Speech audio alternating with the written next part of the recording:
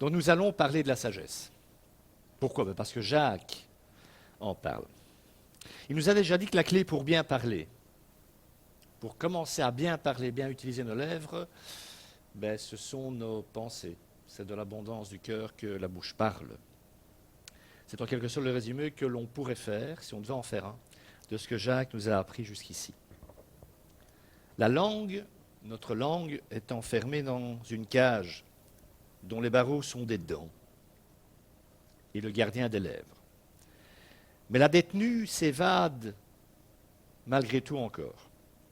Car ce n'est pas l'intelligence qui peut garder cette cage fermée, c'est la sagesse.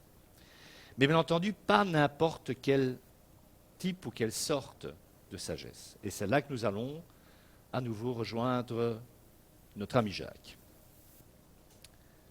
Et revoilà les questions rhétoriques. Lequel parmi vous est sage et intelligent? C'est bien, personne n'a levé la main. C'est bien. C'est humble, c'est très bien. Qu'il montre par un bon comportement ses œuvres empreintes de douceur et de sagesse. Mais si vous avez dans votre cœur une jalousie amère et un esprit de rivalité, ne faites pas les fiers et ne mentez pas contre la vérité.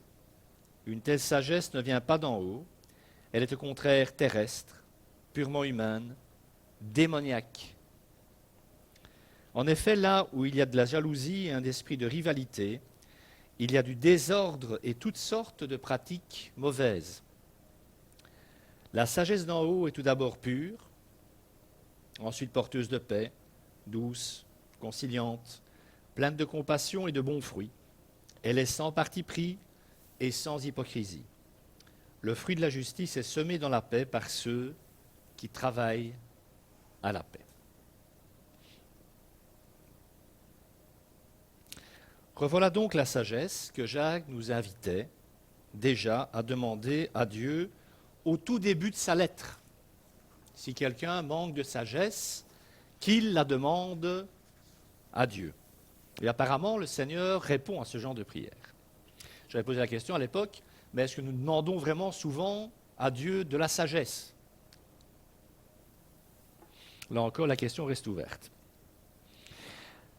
La sagesse dont parle Jacques vient bien de Dieu, elle est un don de sa grâce. Donc, revoilà la question posée, on avait déjà commencé à y répondre il y a quelques semaines, y aura-t-il plusieurs sortes de sagesse? Bien oui, il y a la sagesse de Dieu d'un côté et la sagesse du monde, comme le monde la conçoit, comme le monde l'offre de l'autre. Et c'est pour cette raison que Jacques va commencer à nouveau par poser une question rhétorique à son auditoire de façon à ce que celui-ci se positionne et surtout comprenne, discerne de quelle sagesse il se revendique, qu'il ne se trompe pas lui-même, si vous préférez. Lequel parmi vous est sage et intelligent? Lequel d'entre vous se dit qu'il est sophos, en grec, qui vient de sophia, la sagesse, donc sophos, sage, et épistémon, vous êtes content, intelligent, expérimenté. Après ceux et celles qui se vantaient d'être des enseignants, il y en a-t-il parmi vous qui se prétendent sages et intelligents? Tout comme la foi, dit Jacques, la sagesse, c'est très simple en fait, se démontre par des actes. Car la sagesse doit bien entendu être comprise dans son emploi vétérotestamentaire, comme l'Ancien Testament en parle. C'est-à-dire une sagesse pratique, de tous les jours, qui se manifeste par une volonté de vivre selon la volonté de Dieu, pas selon notre volonté, mais selon sa volonté. Et ce genre de sagesse se voit, se remarque. Cette sagesse-là prend sa source, nous l'avons déjà dit, dans la prière. Il faut demander à Dieu de nous aider à nous comporter avec sagesse dans notre rapport au monde. Que dire, que faire, qu'être par rapport à ceux qui nous entourent. Et aussi, et c'est important de le rappeler, même la demander pour notre rapport à Dieu, pour que nous ayons le bon rapport envers Dieu. Dans la prière d'introduction que j'ai faite, on demandait à Dieu, justement, je demandais à Dieu de nous éclairer, de nous dire, de nous montrer, de ne pas l'oublier au quotidien. de ne pas être distrait de lui, selon cette très belle expression qui n'est pas de moi. La véritable sagesse a, comme toute chose, son origine en celui qui est le seul sage. C'est Paul qui dit ça en Romains. Le seul sage, véritable, c'est Dieu. Il est donc logique que nous demandions la sagesse à celui qui la possède par nature. On ne peut donc pas être sage sans l'aide de Dieu. Tout comme l'on n'est pas intelligent si notre connaissance n'est pas vécue, elle aussi, avec sagesse. On ne peut pas être sage sans connaissance, il en faut, mais on peut également posséder des connaissances sans être sage.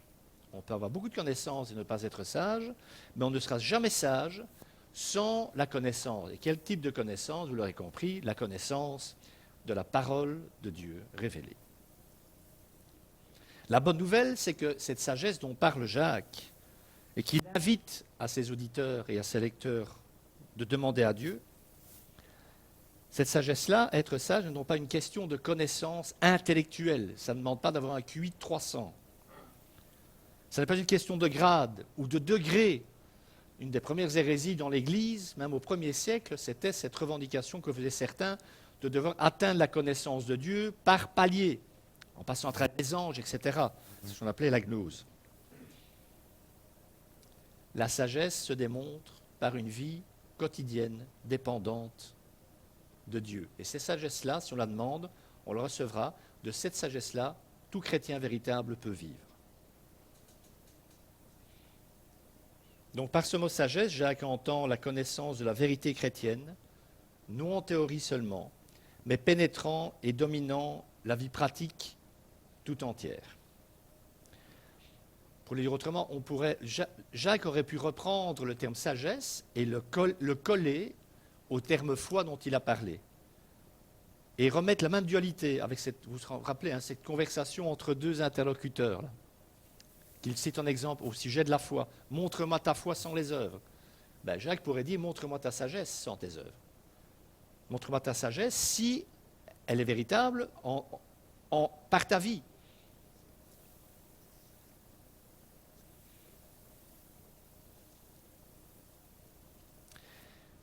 Jacques va maintenant citer, préciser les principaux traits de cette sagesse dont il parle. Et ce sera tout simplement le moyen de prouver à ses lecteurs combien peut-être ils y étaient étrangers, et aussi pour justement se repérer. Comment puis-je savoir que je suis sage à la sagesse de Dieu? Eh bien, Jacques va dire, vous allez voir, cette sagesse produit certains types de fruits. Ça se manifeste d'un certain nombre de manières. Les versets 13b et 14, qu'il montre par un bon comportement, donc celui qui a cette sagesse, qu'il montre par un bon comportement ses œuvres empreintes de douceur et de sagesse, mais si vous avez dans votre cœur une jalousie amère et un esprit de rivalité, ne faites pas les fiers, ne mentez pas contre la vérité. Donc pour Jacques, la sagesse, le salut doit se marquer par une vie transformée.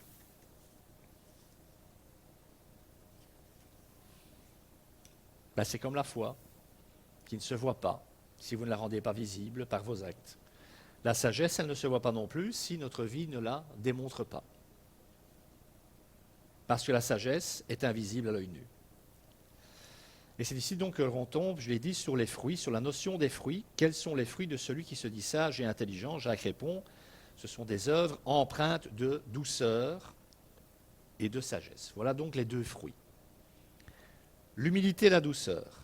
Alors pourquoi est-ce que je parle de l'humilité alors que Jacques n'en parle pas? Parce que pour être doux, il faut être humble.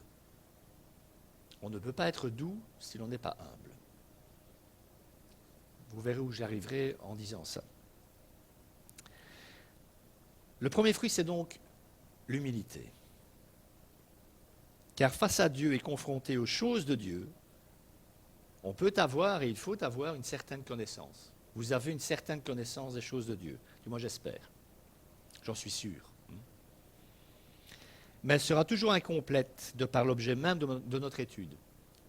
Quand on parle de connaissance de Dieu, c'est Dieu, entre guillemets, qu'on étudie. Comment quelqu'un pourrait-il prétendre tout savoir, tout avoir compris de Dieu?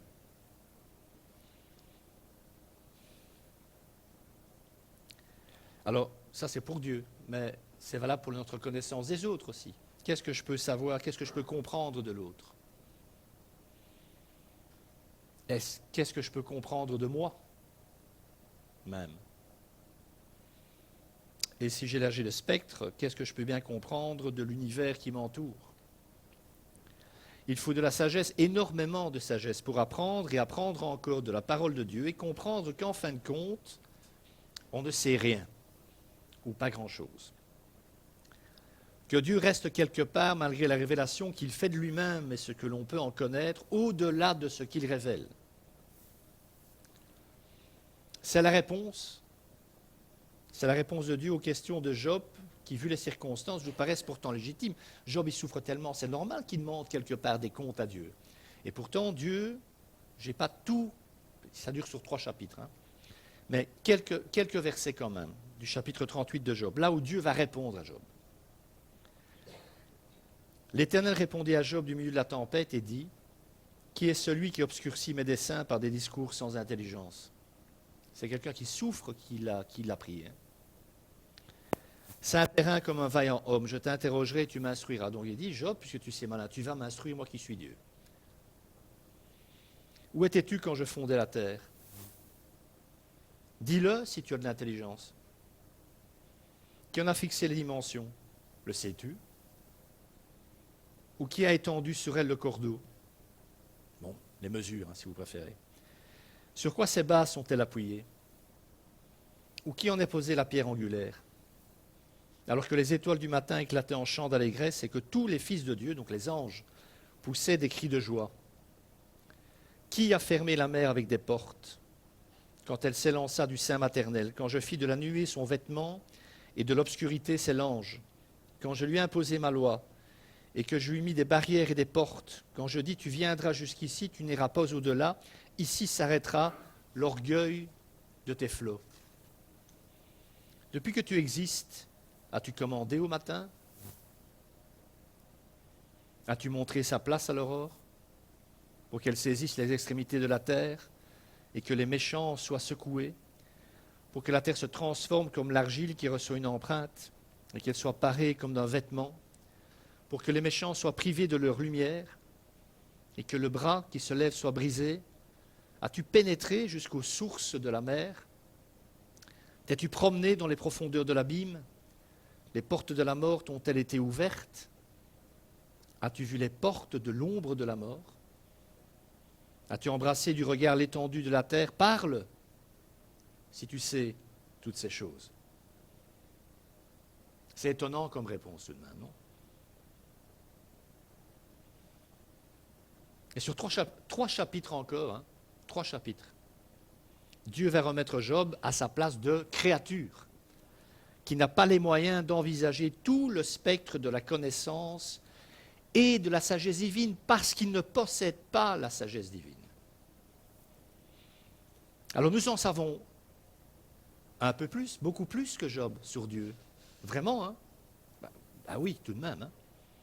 Les prophètes sont venus, le Seigneur est venu, s'est incarné. Nous avons la parole de Dieu écrite, la révélation de sa personne. On en sait plus. Mais pas assez tout de même pour demander des comptes à Dieu. Et n'est-ce pas le début de la sagesse, justement, que de craindre Dieu, de ne pas lui faire de procès? Peut-être revendiquons-nous souvent plus que nous ne craignons. Nous ne savons rien, et pour être sage, la sagesse que seul Dieu peut donner, il faut être assez humble pour en être conscient, et dès lors demander la connaissance, la véritable sagesse à Dieu. C'est d'ailleurs la raison, la seule, pour laquelle le roi Salomon a prié Dieu de lui donner sa sagesse afin de diriger son peuple. Il savait qu'il ne savait rien, qu'il n'avait pas les compétences pour être dirigeant du peuple de Dieu. Il a donc préféré demander la sagesse de Dieu pour le faire. Puis dit Jacques qu'il y a un autre fruit de la sagesse qui manifeste la présence de cette sagesse en nous, c'est la douceur. C'est étonnant aussi de voir arriver la douceur à cet endroit-là, me semble-t-il. Ce n'est pas vraiment un fruit dont on a vraiment l'habitude de parler, me semble-t-il. Mais la douceur, c'est la douceur de celui qui sait qu'il ne sait rien, justement. Qu'il dépend pour tout de celui qui sait tout. Ce que Job a fini par comprendre. Hein. Oui, j'ai parlé sans les comprendre des merveilles qui me dépassent et que je ne conçois pas. Ça me fait penser à cet autre psaume, à ce psaume de David, où quand il dit que devant la connaissance que Dieu a des choses, des milliers et des millions de pensées qui habitent l'Esprit de Dieu, David dit, ça me dépasse, je ne peux même pas l'envisager. Pensez simplement aux millions de prières que Dieu entend monter vers lui à chaque seconde. Comment est-ce qu'il fait pour gérer ça? Ça ne vous dépasse pas, vous? Mais c'est bien, parce que ça nous remet à notre position d'être qu'il aime, que Dieu aime, mais qui a une créature qui est dépassée par ce qu'est Dieu. Jacques parle de cette douceur aussi, la douceur de celui qui n'a rien à prouver ou à défendre pied à pied, puisqu'il ne sait rien, ou pas grand-chose. La douceur de celui qui n'a rien à conserver, car ici qu'il a tout reçu, et qu'il peut donc se montrer généreux. La douceur de celui qui sait que tout ce qu'il a et tout ce qu'il possède, y compris lui-même, est en Dieu. Alors là, il y a déjà un solide contraste entre ceux qui sont habités de cette sagesse-là et ceux qui sont habités de la sagesse du monde, parce que les fruits ne sont pas les mêmes. Parce que la sagesse du monde, celle-là, on ne la demande pas. On ne la demande à personne. On se l'approprie en puisant dans sa propre nature. Et quels sont les fruits de cette sagesse et de cette connaissance humaine? C'est ce que Jacques dit. Mais si vous avez dans votre cœur une jalousie amère et un esprit de rivalité, ne faites pas les fiers et ne mentez pas contre la vérité. C'est la jalousie, l'amertume de celui qui voit un autre que lui honorer pour sa sagesse ou son intelligence. Parce que mes amis, la sagesse humaine, j'ai lu et je lis encore beaucoup de livres autres que des livres chrétiens, en rapport avec la Bible. Parce que parfois c'est intéressant tout simplement de voir qui pense et pourquoi il pense ce qu'il pense. Mais en résumé, regardez un plateau télé, même avec des intellectuels autour de la table. La sagesse humaine, en définitive, c'est le monde des clans. Pas écossais, hein, parce que ça bien. C'est le monde des oppositions, des querelles sans fin. L'un se réclamant d'une école et l'autre d'une autre. C'est le monde des idées qui se font la guerre. Ils peuvent parfois avoir lu les mêmes livres, ils n'en auront pas la même interprétation. C'est l'école du rabbin Hillel, dont les élèves s'opposaient à ceux de l'école du rabbin Shammai à l'époque de Jésus. Rabbin Shammai qui porte bien son nom quand on l'envisage sous l'angle de la querelle, hein, Shammai. C'était prédestiné comme nom. Ce sont les philosophes grecs qui se lancent des anathèmes. Ce sont les disciples de Jean le Baptiste et des pharisiens qui accusent ceux de Jésus de ne pas jeûner comme eux. Ce sont les chrétiens de Corinthe qui se pensaient plus sages, plus malins, en un mot plus spirituels que les autres, parce qu'ils avaient été baptisés par l'un ou l'autre serviteur de Dieu. Rappelez-vous ce que Paul leur dit. L'un de vous se réclame de Céphas, donc de Pierre, l'autre de Paul, l'autre d'Apollos. Et Paul dira, qui sont ces êtres, qui sont ces hommes? Des serviteurs par le moyen duquel vous avez cru. Rien de plus. Des ouvriers dans la moisson. Bref, la sagesse humaine, c'est le monde de la discorde, de l'intelligence non éclairée par Dieu. Une intelligence qui dès lors est fière d'elle-même et oublie d'être humble, douce et accueillante tout en prétendant détenir la vérité. Dans le monde construit par ces sagesses-là, il est tout à fait possible de dire posséder la vérité et se montrer dans le même temps désagréable, prétentieux et orgueilleux. Les deux sont compatibles. Un homme ou une femme habité par la sagesse de Dieu, ça n'est pas compatible. Cette sagesse-là, la sagesse du monde, voudrait-elle se faire passer pour celle de Dieu? Elle ne le pourrait pas, dit Jacques, car elle professe des lèvres, mais renie par sa conduite celui qu'elle est supposée révéler.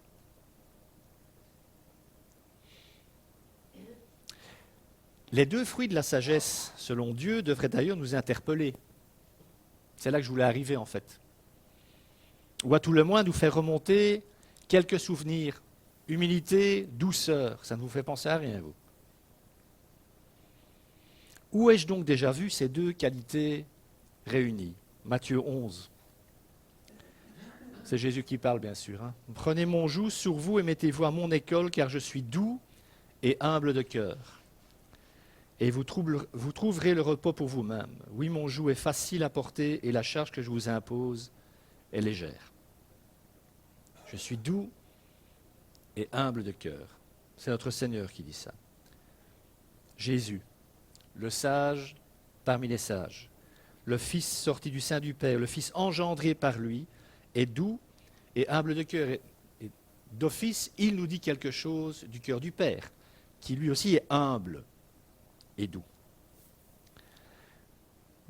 N'est-ce d'ailleurs pas Jésus que l'on discerne dans ces versets du livre des Proverbes qui parlent pourtant de la sagesse? Je vous le lis.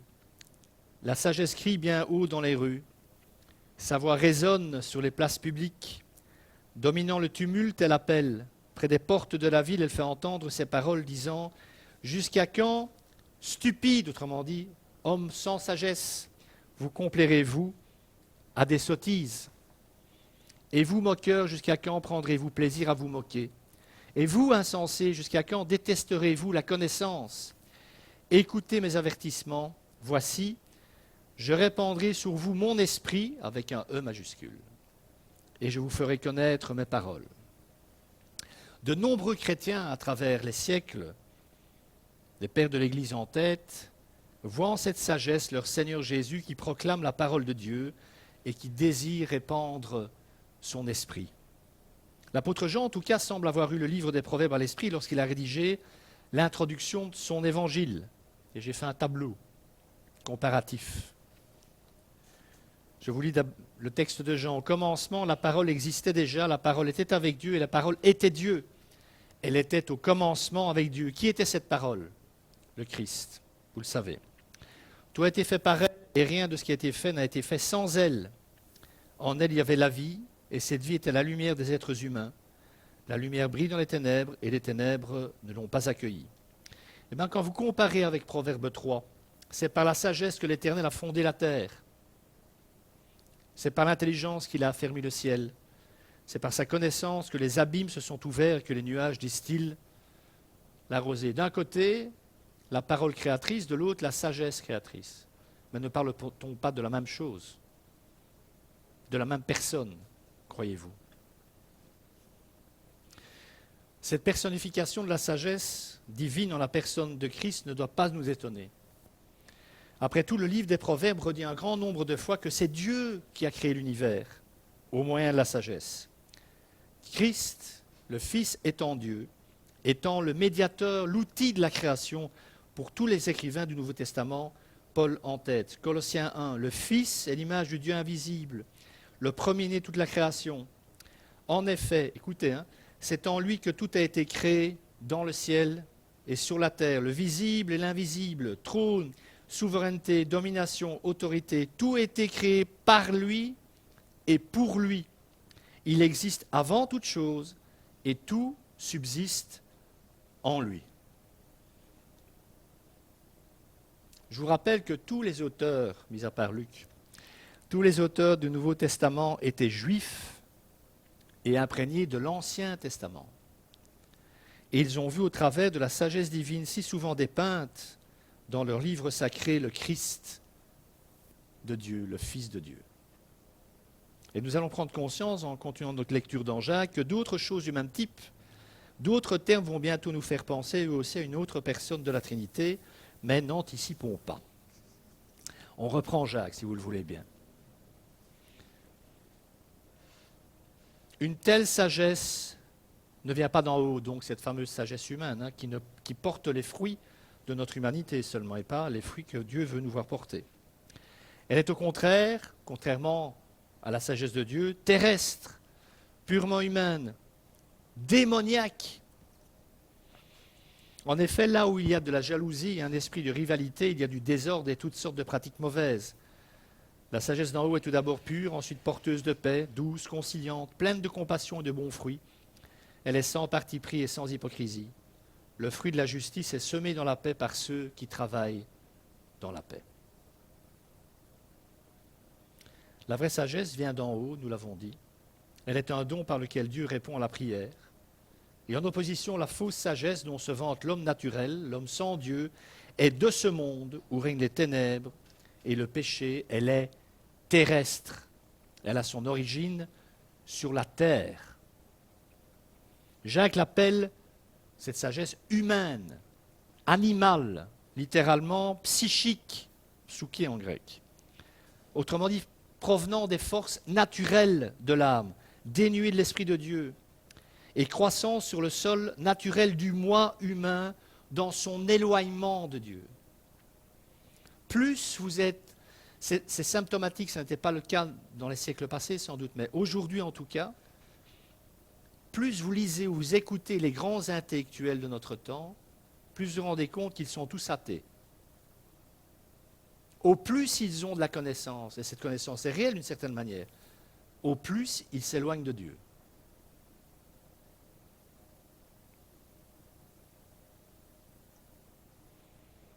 Jacques ira même jusqu'à dire de cette sagesse qu'elle est diabolique, c'est-à-dire inspirée à l'homme par les influences du prince des ténèbres. L'une a source en Dieu et illumine l'âme humaine, l'autre a sa source en celui qui est menteur depuis le commencement et amplifie la chute en nous. Même parfois, et c'est le pire, sous des dehors de religiosité, parce que c'est à des frères et sœurs en Christ que Jacques écrit. C'est ce qui permettra à Jacques de dire un peu plus loin, nous y viendrons la semaine prochaine, Dieu voulant, que si Dieu ne nous répond pas quand nous prions, c'est que nous ne demandons pas en fait, ou nous demandons mal. Ce qui signifie que nous devrions ne demander que ce qui est au ciel, la sagesse de Dieu. Mais ça, je l'ai dit, moi le premier, nous ne le demandons pas très souvent. Et nous nous contentons dès lors de demander ce qui est sur la terre.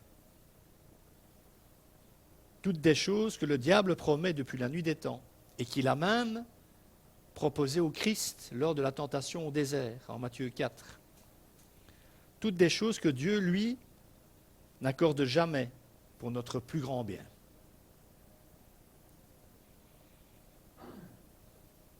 Donc, si je veux être pratique, quand vous passez par des moments difficiles, parce que ça nous arrive à tous, peu importe lesquels, quand vous priez, vous demandez quoi la plupart du temps? La plupart des gens, mais sincèrement, d'être débarrassés de la situation. Alors qu'il faudrait sans doute demander la sagesse de vivre cette situation comme Dieu nous demande de la vivre et d'apprendre éventuellement ce que Dieu veut nous apprendre à travers cette épreuve. Ça ne nous pose pas de problème, vous savez, à mon sens, de lui dire, moi ça me dépasse ce que je vis, moi je ne vois pas le bout de ce que je vis, j'ai besoin que tu me montres, que tu me donnes ta sagesse pour le comprendre. Il ne sera pas étonné de cette demande, il se réjouira de cette demande et il vous donnera ce que vous lui avez demandé. Voici donc les fruits de la sagesse humaine, la jalousie, l'esprit de rivalité, le désordre et toutes sortes de pratiques mauvaises. Ça ressemble tout de même furieusement à ce que le monde dans lequel nous vivons montre et offre.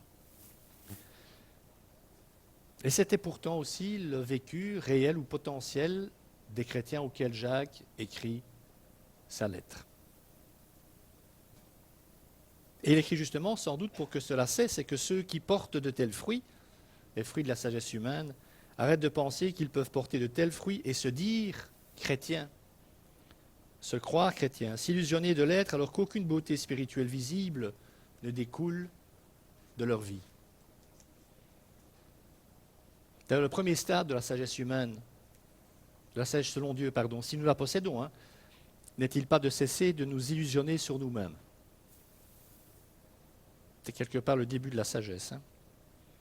Par opposition aux fruits de la sagesse du monde, les fruits de la sagesse d'en haut sont, dit Jacques, la pureté, la paix, la douceur, la bienveillance, la miséricorde.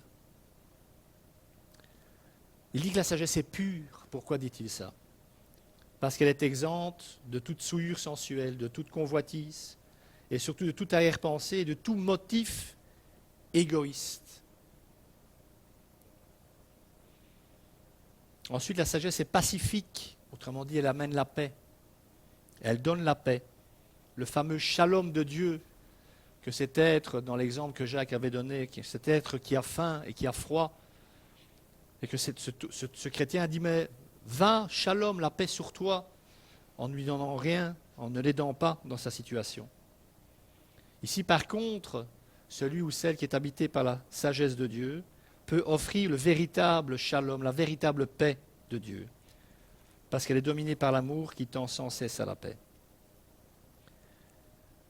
La sagesse aussi, dit Jacques, est bienveillante, c'est-à-dire modérée, parce qu'elle est capable de céder aux autres, de se défaire de son droit, de renoncer à ses droits. Ce que Paul a dit aux Corinthiens, vous faites appel à des tribunaux en dehors de l'Église pour régler vos problèmes personnels dans l'Église. N'avez-vous pas des sages parmi vous qui puissent trancher vos différends? Et Paul ira encore plus loin en disant, il faudrait mieux que tu sois spolié de ton droit et de tes biens plutôt que tu ne fasses un mauvais témoignage, tu ne rendes un mauvais témoignage vis-à-vis de Dieu. La sagesse est douce, elle cède aisément au bien, elle se laisse toujours convaincre d'un tort ou d'une erreur lorsque la vérité lui le révèle. On vient au miroir de l'Écriture, là. On peut se tromper, on n'est pas parfait. Mais dès que la Bible nous montre que l'on se trompe, bien la sagesse de Dieu en nous accepte cette révélation et modifie son comportement par rapport à ce que la lumière a amené dans sa vie. Elle est pleine de miséricorde, la sagesse d'en haut, et de bons fruits, dit Jacques, c'est-à-dire de bonnes œuvres, toujours prête à répandre la bonne odeur de la grâce, du pardon et de l'accueil en n'importe quelle circonstance.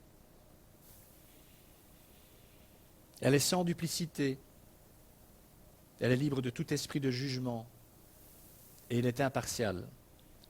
Elle ne fait pas de favoritisme, on revient avec la notion de favoritisme, elle ne fait aucun favoritisme. Et enfin, elle est sans la moindre hypocrisie.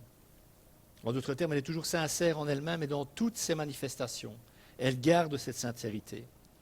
Tous ces traits réunis forment une image parfaite de la vraie sagesse d'en haut.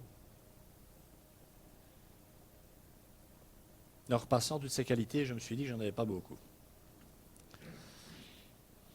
Celui qui possède la vraie sagesse porte ces fruits-là. Et on fait une dernière affirmation de Jacques dans notre passage, le fruit de la justice est semé dans la paix par ceux qui travaillent à la paix. L'homme vraiment sage est un homme de paix. Il aime la paix, il incarne la paix de Dieu et l'emmène partout avec lui. Il ne l'impose pas, mais ne s'en départit jamais. Là où gronde la tempête, il apaise les vents. Là où règne la discorde, il amène l'écoute et le pardon. Là où règne la mort, il apporte la vie. Là où règne le diable, il amène le Christ. Heureux ceux qui font œuvre de paix, ils seront appelés fils de Dieu. Et à quoi nous appelle Jacques si ce n'est justement de discerner si nous sommes fils et filles de Dieu? Un homme habité par la sagesse de Dieu manifeste au travers de sa vie qu'il est un fils de Dieu.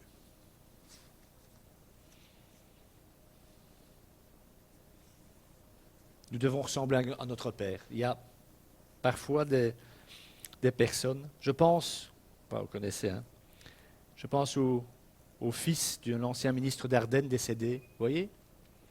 Ben, vous voyez le fils, vous voyez le père. Physiquement, la gestuelle, le phrasé, les mots, c'est copier-coller. Et ça fait sourire la preuve. Hein. Eh bien, on peut garder l'analogie pour nous-mêmes en rapport à la ressemblance que nous sommes supposés avoir avec notre Père. Nous devrions ressembler à notre Père, à Jésus ou à notre grand frère.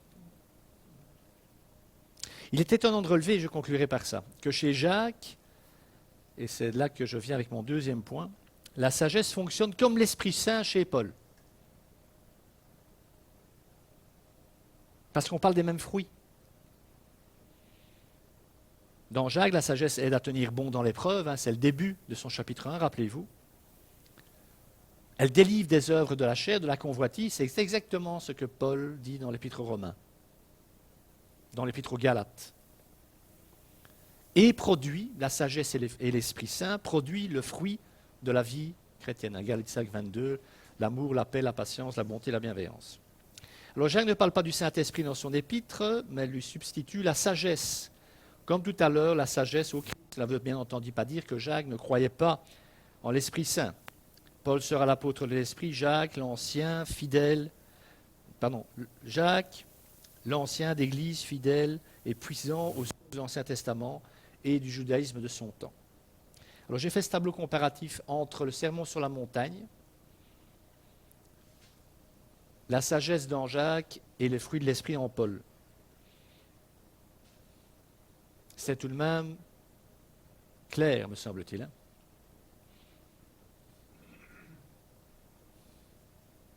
Alors, bien entendu, Paul, il en rajoute d'autres, hein, mais on pourrait le mettre du côté. Bon, Paul, il met l'amour en premier. Bah, ça, c'est clair que Jésus ne dit pas amour, le terme amour dans le sermon, mais c'est quelqu'un qui se conduit comme selon les béatitudes, qui produit les béatitudes, ben, c'est un homme qui aime, hein, ou une femme qui aime, évidemment. Je termine. Pour atteindre la justice, ce que Jacques appelle la justice, pour se savoir profondément justifié, pour atteindre la maturité spirituelle, la sainteté dans la pratique, parce que connaître les fruits de l'esprit, moi je les connais par cœur, c'est bien, les vivre et les produire, c'est mieux. Maturité, sainteté pratique, c'est ce à quoi nous appelle Jacques. Eh bien, il nous dit qu'un chrétien doit veiller d'abord sur sa langue. Car des paroles engageantes qui apportent quelque chose de positif à l'autre, d'édifiant à l'autre, proviennent d'un esprit sage. Une langue maîtrisée, dit-il, n'est possible que si l'on cultive des pensées vertueuses. Une bouche débordante de louanges ne peut provenir que d'un cœur pur. On ne loue Dieu que si on a un cœur pur, normalement. Parce que Jacques, la semaine passée, rappelez-vous, nous avait dit qu'on peut bénir Dieu d'un côté et maudire l'homme qui est fait à l'image de Dieu. Jacques nous a donc encouragés jusqu'ici à supporter les épreuves avec confiance, parce qu'elles servent à quelque chose, à savoir fortifier notre foi et notre persévérance. Il nous encourage à servir avec compassion et à faire attention à nos paroles. Tout cela, c'est se comporter, dit-il, selon la sagesse de Dieu. Alors, un chrétien devrait être ce que Dieu veut qu'il soit, faire ce que Dieu veut qu'il fasse et dire ce que Dieu veut qu'il dise. Que le Seigneur bénisse sa parole et qu'il vous bénisse. Amen.